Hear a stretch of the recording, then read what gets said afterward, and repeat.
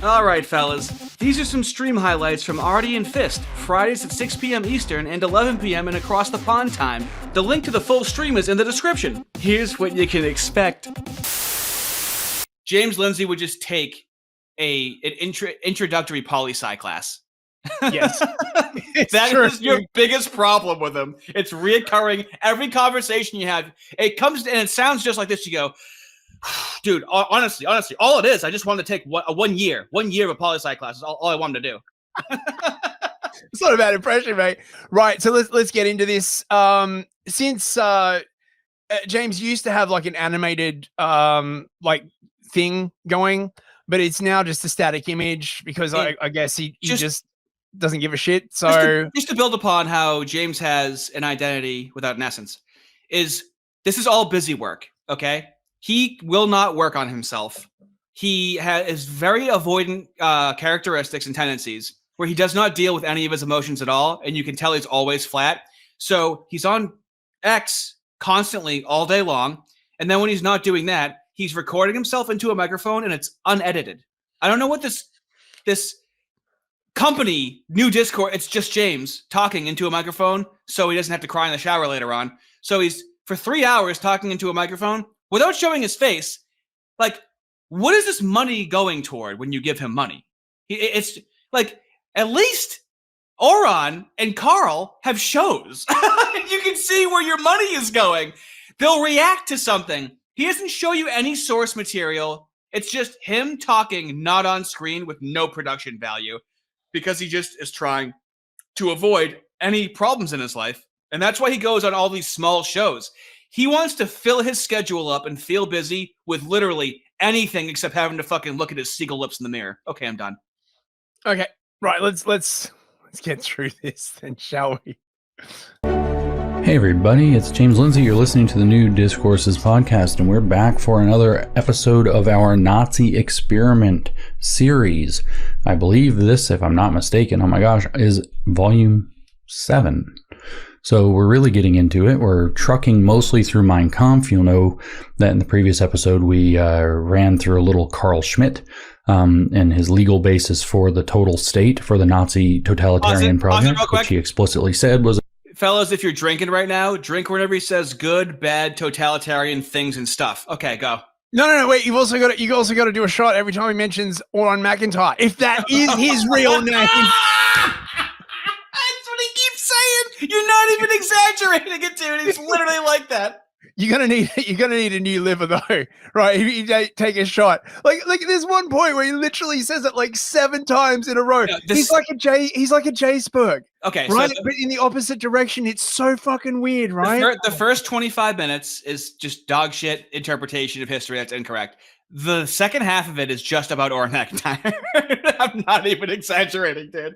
Do a year of Pulsi. Just go. Yeah, there it is. I knew it. It's always bubbling under the surface. It is. It offends me, mate. I feel like physical pain watching this guy like mangled at a subject that I love so badly. It's god damn it. $5 from Manfred Russ. As AA put it, in denying the friend-enemy distinction, Lindsay affirms it. Don't listen to that woke crowd. Listen to me. Yes, exactly. In the very act of denying it, he affirms it because those who believe in the friend-enemy distinction are his political enemies. Yeah, that was a good video by AA. But he doesn't. But the way that James does it, he does friend-enemy distinction more than anyone we've ever seen. Yeah, exactly. Read that out loud. Poloni. The only legitimate use of the friend-enemy distinction in politics, al-wara al-bara in Islam, by the way, is that everyone who adopts the friend-enemy distinction designates themselves as the enemy of a free society on their own terms and should be treated as such. So they should be treated as an enemy. He's so close. Oh my god. Like, he's right around the clit, and the lady's like, okay, you're almost at the clit. And he's like, okay, I think I know where it is. Hours pass, and he can never find the little man in the canoe. I actually explained that rather than thinking of a horseshoe, think of the set of scales, right? And so the pan on the left you can think of as communism, where, you know, the pans are where you put the things that you're weighing in the scale or balancing, and the pan on the right is fascism. And what I said is that the view from either pan is that the other pan is perfectly evil, right? So fascists see the communists as the perfect evil, communists see the fascists as the perfect evil, and what they do is that they blame the entire apparatus, the entire scale, for the upholding of the other pan. So if you killed off the liberals who represent the crossbar and all the other things, then the other pan wouldn't be there. There would just be the fascists, right? You want to know what would help is any production value of like showing it on screen, a drawing, a diagram, something of what he's talking about. Yeah. But he's just trying to fill time in his lonely, pathetic life. Doesn't he have a production team or anything? There's not one other person that wants to work with him to actually make a graphic or have any sort of creativity and passion. And he's passionless. Can we agree on that? He's absolutely passionless. James, just get a copy of OBS, mate. It's free, right? Everybody uses it. The enemy class. So the communists, you heard this with critical race theory under the idea of white complicity, where, you know, even even racial minorities could be white complicit, but a lot of white people were complicit with racism. So they don't get to escape. In fact, Barbara Applebaum wrote in Being White, Being Good. Maybe it's Being Good, Being White. I always get it backwards. But she wrote in this horrifying education book called one or the other of those things, which I've cited a lot of times, that the fact of your white skin automatically makes you complicit. Barbara Applebaum, huh? What, from the Connecticut Applebombs? You know, he can't even help himself. They really just sneak in there. You know, they really just out of nowhere. As Barbara Applebaum, you know, said, "Oh yeah, like, you know, let's get rid of all the whites." I'm not going to lie. Occasionally, Hitler makes me laugh. This first paragraph kills me. It's, in my opinion, relatively hilarious. The rest of the chapter is not so funny, but his wording just gets me a little bit. So I'll try not to laugh. Maybe I'll make it. I've read it so many times though. So chapter 3 of volume 2 of Adolf Hitler's Mein Kampf is titled State Member versus State Citizen.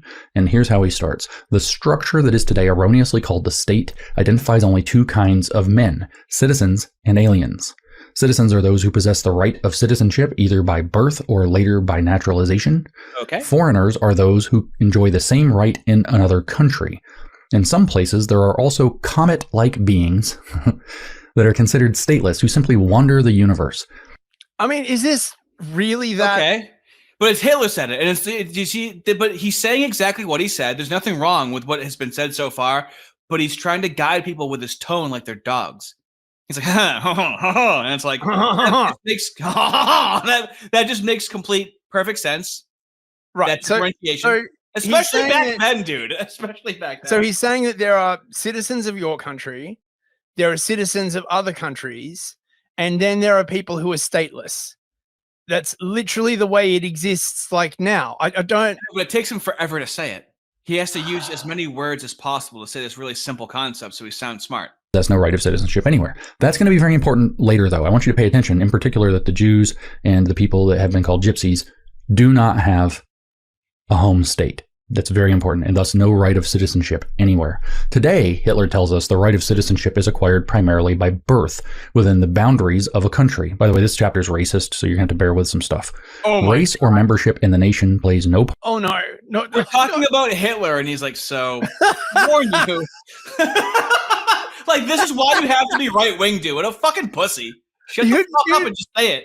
See, you would be forgiven for thinking to yourself, I'm surprised it's actually not more racist, right? I mean, you know, given this is the mustache man we're talking about. That was a trigger warning. A Negro who used to live that's not the word in the straight translation, by the way, who used to live in the German protected territories and now has a residence in Germany, brings a, quote, German citizen into the world if he has a child. Obviously, Hitler does not think that that's a good thing.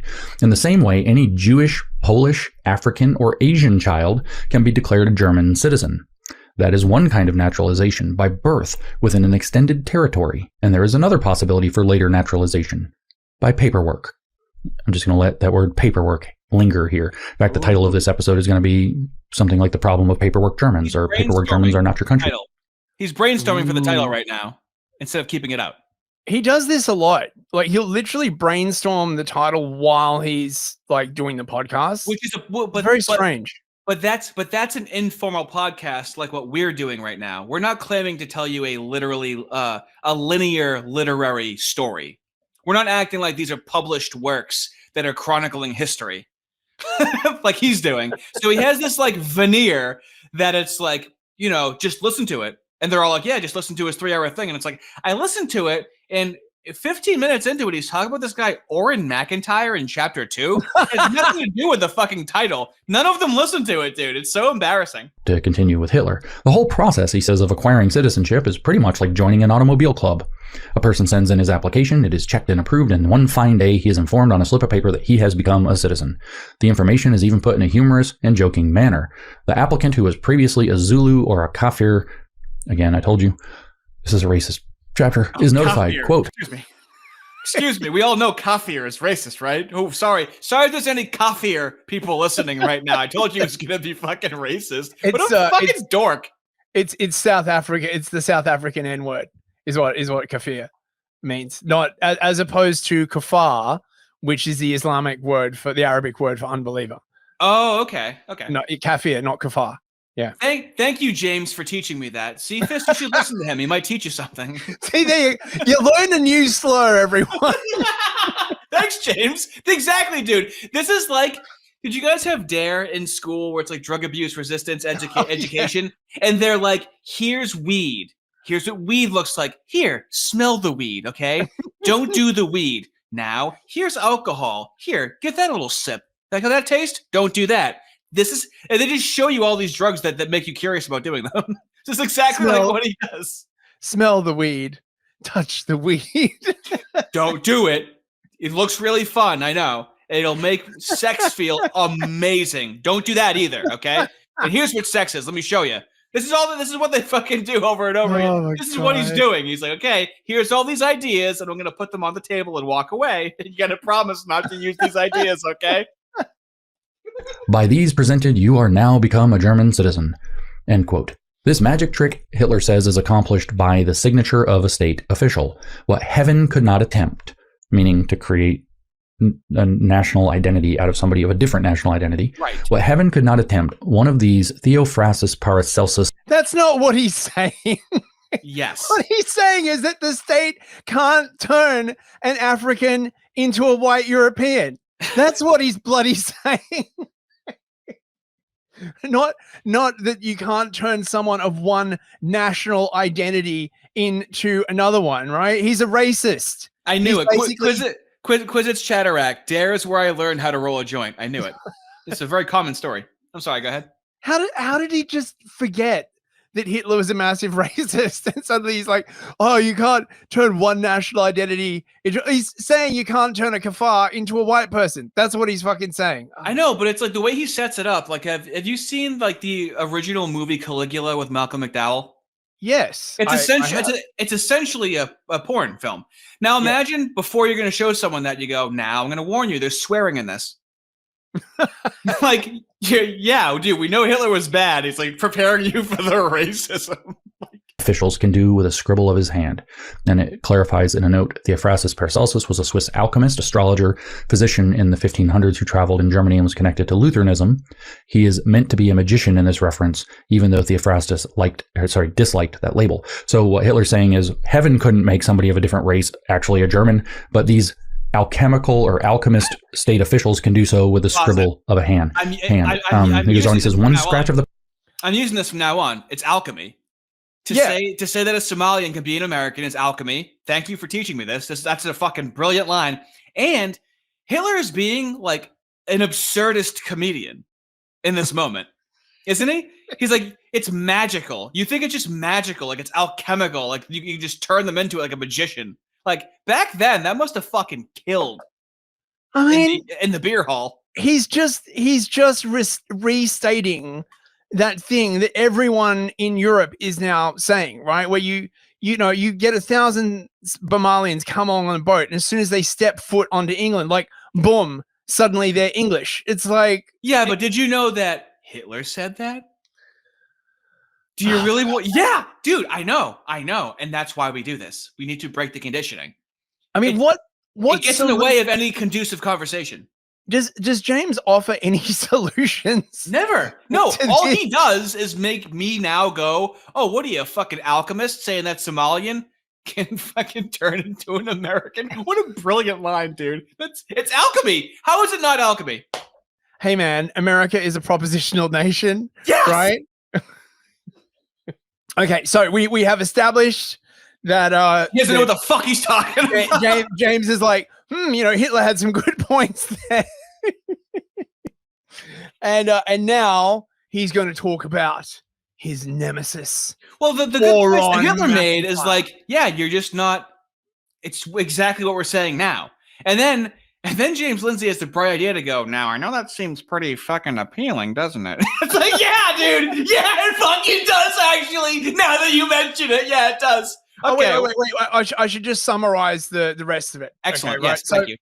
Okay, so look, basically to break it down, Hitler says that under his system, there will be essentially three classes of people. You will have citizens who are Germans, who are like racially Germans, who are born in Germany. They will have to serve in the military, but they can also serve political office and they can vote.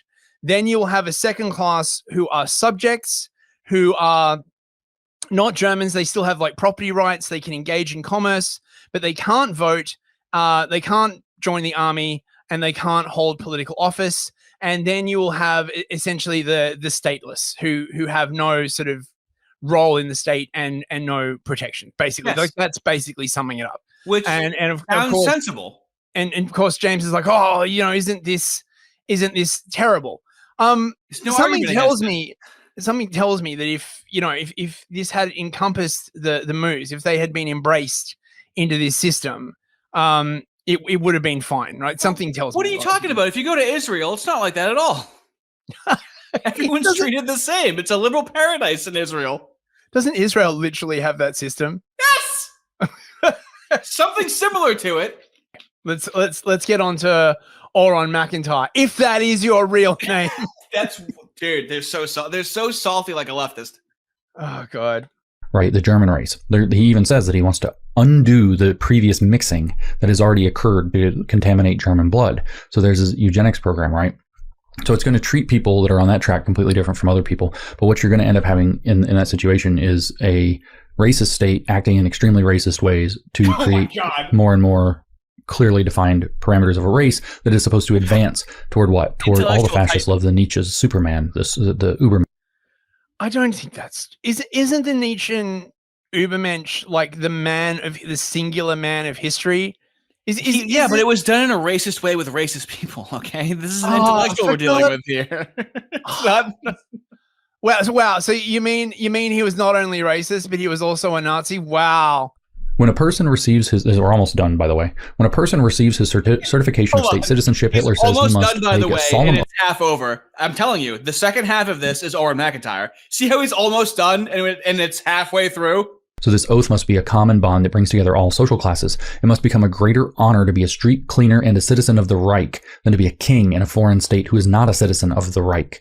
The state citizen is a privileged gentleman who enjoys advantages not available to the alien. The citizen is the master of the Reich, but this higher dignity comes with its obligations. The man without honor or character, the common criminal, or the traitor to the fatherland may have this honor taken away, at which time they become a mere state subject again. He gives one sentence to deal, two sentences. One. So, if you are like found to be engaging in sedition or treason, you can have your citizenship removed. Yeah. What a horrible idea. That's pretty fucked up. You should just be able to get unlimited chances. Here's the thing.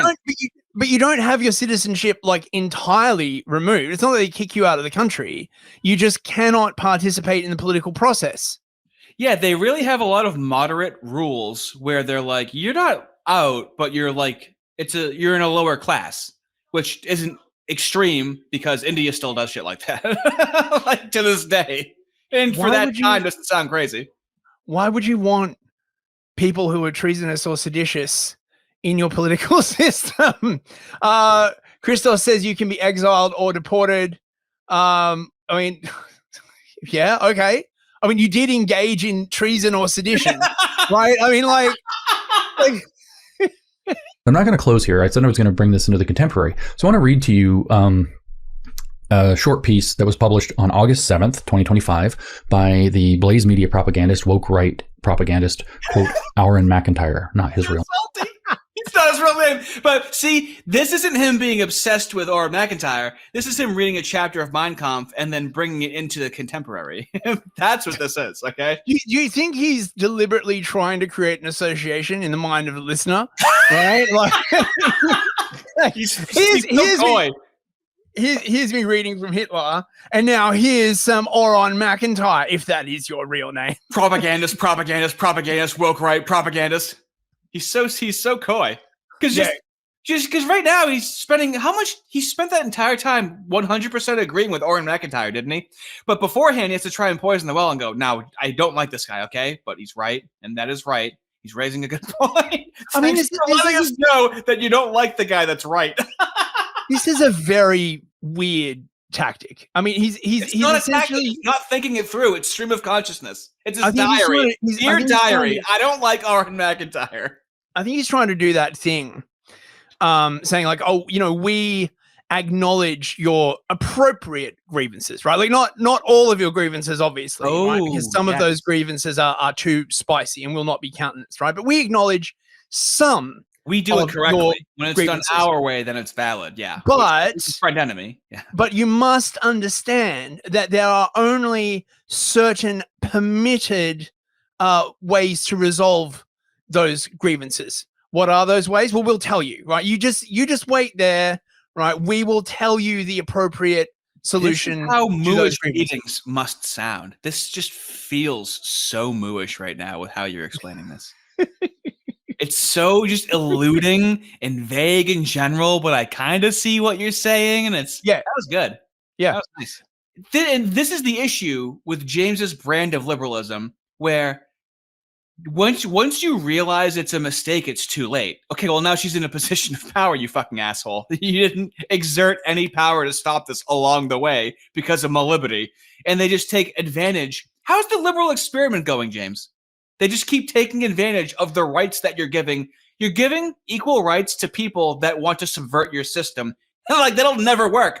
And what's great, and you do this for me very well, it just subjected me to more right-wing thought. And then there's like a right-wing common sense where when you hear a rule, you go, what does that do for me, though? Yeah. Like when you're taking in information, you go, what is the point of that? Let's determine if that benefits us or not. And then you start to have that lens. My liberal lens, that analysis was never there. Of does it make sense? And you notice, right? You know what I'm saying? Notice as well how the way James frames this is that how much liberty you should or should not have is something that should be continually tweaked by the state. Now, I mentioned this in I think it was a podcast I did with Ben Boyce, but I want to reiterate this point. Mm-hmm. Liberty is when the stuff that you want to do is maximally coherent with the laws that you live under. Okay, so if we take like a Venn diagram, right? And on one circle is the stuff you want to do, and on the other circle is the stuff you're allowed to do by law, when there's like a 90 or 95% overlap. This is one of the reasons why to have liberty, you need a highly ethnically homogenous society. Because that way you have all of these people who would there's just a whole bunch of stuff that they wouldn't consider to do, right? Like if you have you mean like Idaho? Yeah. So, yes, exactly like Idaho. The woke right is going more and more mask off, bros. Oh my God. This is from so-called Auron MacIntyre. He's so dedicated to it. Jesus did not follow a religion. He was the religion. The Hebrew scriptures were not the only scripture he knew. He was the word made flesh, bringing a New Testament because the old was no longer sufficient.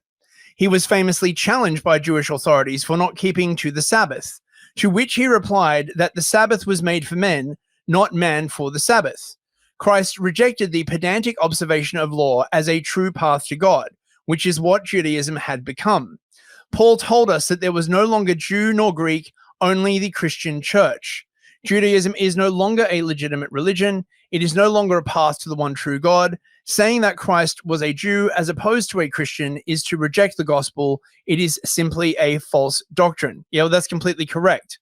Fucking Whoa, he's mask off, dude. See, but do you see how he's implicative like a fucking middle school girl? How he doesn't have an established opinion on what has been said. He's just letting the kids at the lunch table know that he's an enemy. That's all he's doing.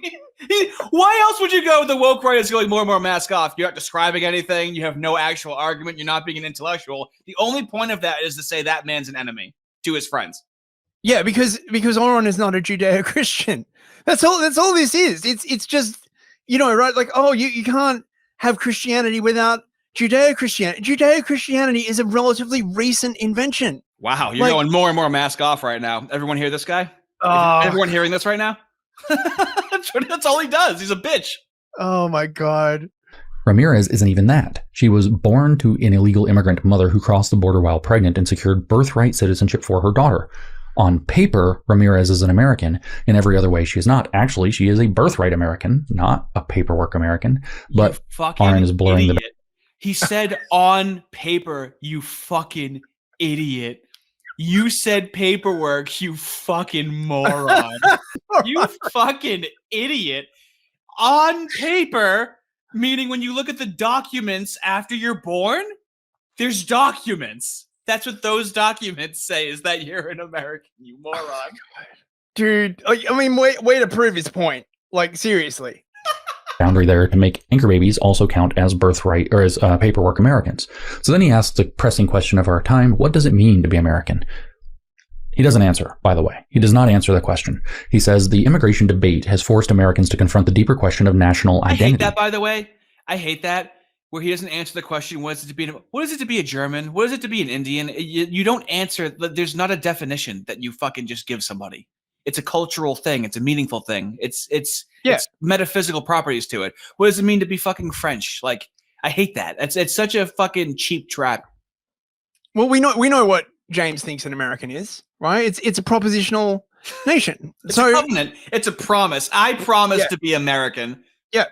So surely by definition, this Guatemalan woman is as American. If it's just a propositional nation, right? If there is absolutely no racial or cultural definition to being an American, then how can you exclude this brave Guatemalan woman from holding political power in your country, James? Well, hold on. What I want to know is, now, when she's making this promise, how does he know she doesn't cross her fingers when she's saying it? Oh, my God. How do you get around that, right? Oh, my goodness me. I literally never thought of that.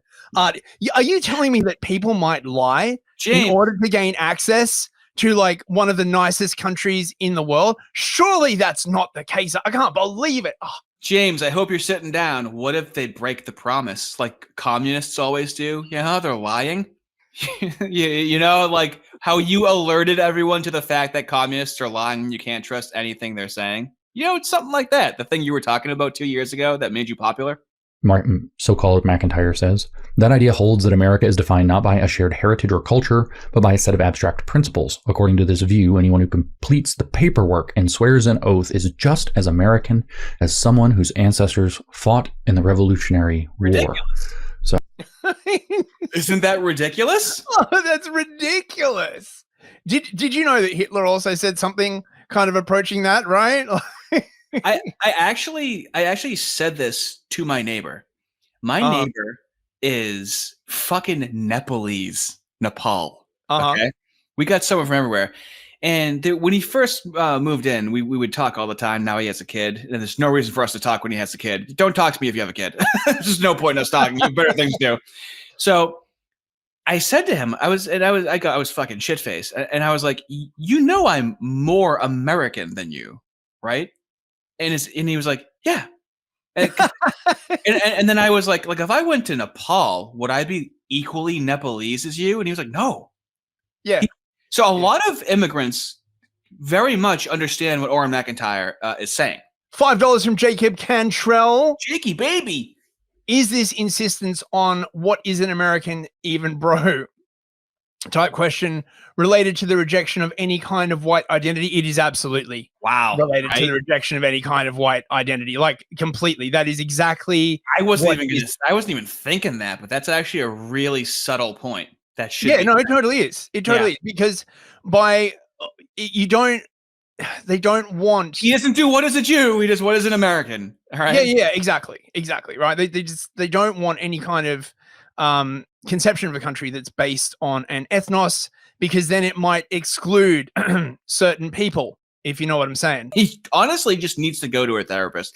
I would love for him to get better and not be this person anymore. You might think to yourself, but don't you want to make content on him? No, I want to stop. I don't want to make any more content on him. I don't want to do it anymore. Right, but he is like the sort of the uber liberal, right? Like all of these sort of paradoxes and contortions that he has are shared by a lot of other people. This is why he's so good to make content about, because it's not just him that thinks this way. He's the skeleton key to all important conversations in society.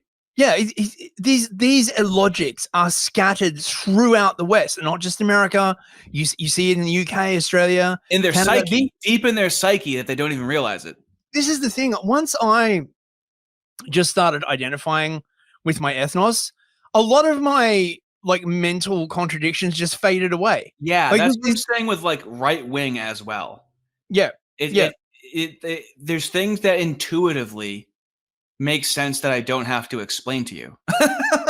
Yeah. Everything has to be intellectualized and rationalized.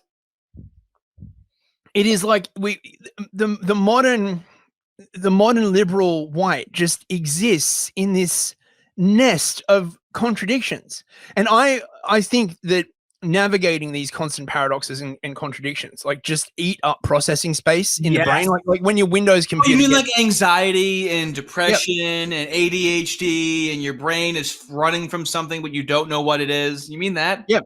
Well, but not only that, there are all these strains of thought that you must terminate. Okay, so you'll start thinking in a certain way, and your brain will be like, no, shut that down, right? And then you'll try thinking around it another way. Shut it down, because you've got all of these sort of zones of thought that you can't approach. I just think I just think that's why so many people in the West have mental illness, because they can't think in any sort of. Racism doesn't exist. Anti-Semitism doesn't exist. Those are just meant to make you fucked up and control your thoughts. Once you understand that racism and anti-Semitism don't exist, this is why I keep saying it elevates your consciousness. It seriously does. Things just make so much more sense. You can think more clearly. You can get more done because you don't feel this guilt, and you're not always having to second guess what you're thinking or overly prefacing something when you're about to speak. It really just clears. It's like doing a fucking what was that, a shitty cleaner app for Android phones? It just cleans your phone. Yes, exactly. You've got all this essentially malware just drifting around in your brain, taking up processing cycles that you could be using to do something more productive. It looks like he crawled out of a freaking dumpster and put on a blazer. He's going to be able to. He's so fucking petty. Oh my god! You fucking bitch! Oh my god! You pathetic little man. I mean, coming from James, of course, who is notoriously always well turned out whenever he appears on looks like camera. He came out of a dumpster. What? He just looks like a fucking guy. Oh my god! That's the thing. He insists on trying to trash people. It's not your arena, dude. It's really not. I don't know what the limits on that are. There should be limits on that. And because citizenship confers First Amendment protections, he complains they face no consequences for doing so. Yeah, we are very, very, very broad in our interpretation of First Amendment protections for Americans. We are very broad on that. Yes, we are, and we're very good for doing that. Yeah, well, I agree with him. I love that about America, how you can say whatever the fuck you want. I just wish I lived in a fucking country where that was fucking true, honestly. I know, but we all know the hallmark of an intelligent man is to go very, very, very, very, very, very. Very bright guy. Very, very, very, very bright. consistently have done that for a very long time. Very long. And a lot of dangerous acts that probably could have cleared up problems like this were found unconstitutional because we're so broad in our First Amendment protections. You see, here in America, one of those basic American values is that our individual rights and right to our individual conscience shall not be infringed by the state, right? So we are very protective of that, and that principle matters. We can't start picking and choosing, and it's very, very, very dicey territory to get into. Very, Somebody very, said, "Oh, well, I am Guatemalan before I'm American, and so therefore you're going to denaturalize them." Because if once you start saying that, shades of meaning start getting pulled in, and it gets very blurry, and you're going to have a lot of cases where somebody's getting, put through some pretty serious consequences for something that probably aren't correct. But here's what Auron says: this fact turns the entire idea of a propositional nation into a joke. It's a joke. He doesn't tell us what he says, title, what does it mean to be an American? He says, well, our political enemies, the ones who don't believe in a very strict anti-legal immigrant policy, like the radical right is pushing the woke right, those people say America's a propositional nation, right? And that's where he says those differences in views on legal immigration often rest on whether people believe the United States is a propositional nation. He never tells us what it means to be American. He never answers what these basic American values are. But he says that the idea that you can't take somebody who has used their freedom of expression to say that they don't agree with the American proposition can't be denaturalized and deported. This, he says, turns the entire idea of a propositional nation into a joke. It's kind of like how Hitler's viewing the naturalization process. Like Hitler. I wasn't even close to being like Hitler. Where did that even fucking come from, dude? I mean, surely, right? This could be easily solved by just having a certain class of people in America who could vote and hold political office, and another class of people who would be guaranteed like property rights and all these other kinds of things, but not active political participation, right? I know, but if you were really a classical liberal, you would be against the Civil Rights Act and you would want to repeal the fucking 19th Amendment. It has nothing to do with women's suffrage necessarily, but we should have a few people voting. Everyone voting shouldn't that's why would you want dumb, retarded people voting? You should have people that are voting that have an invested stake in the country. But he never goes into how we have amendments to the Constitution that were worse for the country, and he could never talk about that. Well, the thing about the 19th Amendment, right, is that it moved the locus of politics from the family to the individual, and that's a very, very big change. I like that. Yeah, because really, it is the family that is the smallest unit of the state, if you think about it, right? Because the family has a head, it needs support, it has dependents. So, the family is, in a sense, the smallest microcosm of the state. Paperwork without allegiance is the next section. Ramirez, MacIntyre explains, Ramirez herself is not an immigrant. She was born under current understanding of the 14th Amendment. She's not an immigrant. That's right. She was born here. She was born under current understanding of the 14th Amendment. So now it's just ephemeral. It's all about understanding. And it's the 14th Amendment, not one of the original 10. Ephemeral. Her mother, in violation of U.S. law. He's talking about the fucking interpretation of the Constitution as ephemeral. Do you know that there's constitutional lawyers, you fucking idiot? It's being interpreted. And here's the thing. What James Lindsay wants is a solution that is not immediate, quick, or swift. What Auron is doing is let's fucking just change how we interpret it. Let's fucking go. Let's fucking get this moving, right? Yeah. You understand that. He's like, no, we can't. That you're being ephemeral. You're interpreting it. It's it was written a fucking long time ago. So let's just let's do what the left does. Here, this is what these words mean. So now let's enshrine it into law because that's how we're interpreting it. Fucking this. How much time has to go by? This is why they hate decisionism, because they don't want anyone realizing that you could solve complex problems quite simply if you just actually use the law for stuff. And this is such you can't solve the homeless problem. Oh, you can't solve the immigration problem. Yeah, you can. Just use the state. It's literally what it's there for. That is what it is supposed to be there for, is to solve problems on behalf of the people of that nation. But she acquired the legal status. Okay, so what he's raising here is the question of the anchor baby. And we all understand that there's something wrong about the anchor baby concept, right? Anybody who just so happens to be born here. And there are ways that this could be dealt with, but this is going to require serious constitutional law. This isn't a matter for some radical right-wing Yahoo movement, right? Oh, wait, has Auron been appointed to the Supreme Court? Did I just miss that where Auron MacIntyre was elevated to the Supreme Court? He's just talking about his beliefs and his his freedom of speech with his freedom of consciousness, freely saying what he wants to say. And then, good liberalism would be you being able to engage with what he's saying. But in order to do that, you'd have to understand what he's saying, James. What is the solution, James? Oh, it's very, very complicated. It require like constitutional law, and it'll probably take 10 years of consultation before we got like That's an what he imperfect wants. solution. He loves bureaucracy. James always has a long term. Oh, he was talking to that lady from Beneath Sheep's Clothing, and I have the clip somewhere. And she's talking to like, okay, James, yeah, solutions. Like, what can we do? And James is like, I swear to fucking God, dude. He's like, yeah, hopefully like these lawsuits go through and hopefully a change happens in like 20 years is what he said.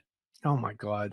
Hopefully there's a change in 20 years is what he fucking said. Liberals love bureaucracy. Like for them, the process is everything, right? It doesn't matter what the outcome is as long as the process. They love nothing changing. Followed. They love that things just get plugged up in the system so nothing changes. It's their favorite thing. Artie, I mean, you're a pure-blooded American. Was the 14th Amendment written on paper? Or was it engraved like into the side of a mountain or something like that? I don't give a fuck. I live here. I don't have to fucking take a test or know that shit. And dude, where I live, there's towns that have been here since 1630 when they were established. And I don't fucking know anything. I was brought up as a liberal. We don't think about things like that.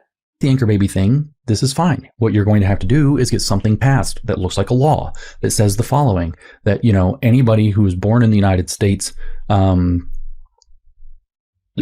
anybody who's born in the United States to a U.S. citizen or to somebody who crosses the border legally and intends to stay for X duration of time, whatever that is. Maybe it's indefinite, maybe it's 1 year, maybe it's 6 months, maybe it's 2 years, something, maybe it's 0.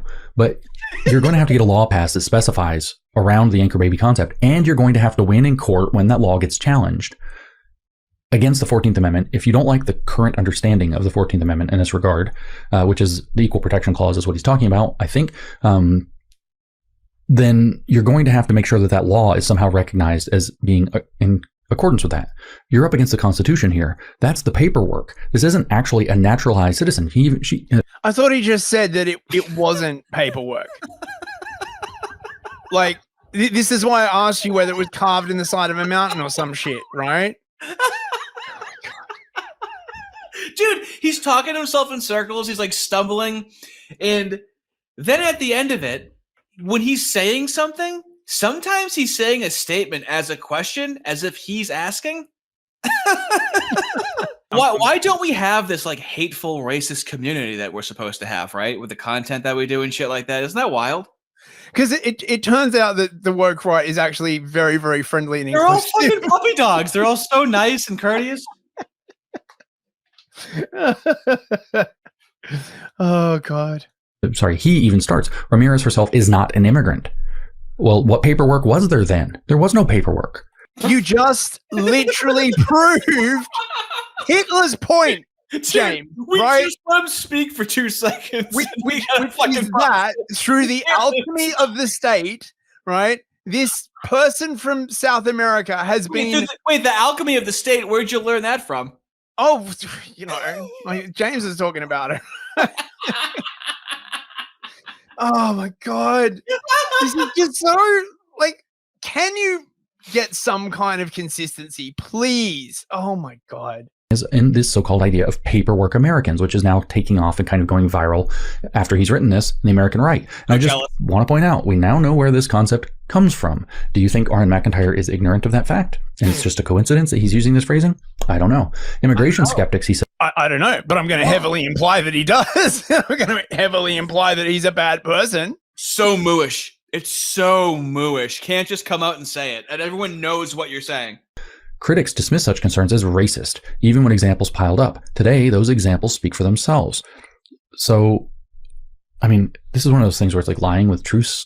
Everything there was true, but it's all vague. Immigration skeptics. Oh, he never does that! Specify who you mean. Critics dismiss such concerns as racist. Who? We know who you mean in this case, or we can surmise, but you didn't specify. Left-wing critics using... Imagine having to like write an article that would pass James's like muster, right? Oh, you would have to write. It's always so specific. You would have to write to a standard to which he would never hold himself. Not even close. Not even close. There's no internal critique. That's why there's no embarrassment or shame. He never reviews his own behavior. It's incredible. Well, he doesn't have to. He's the chosen.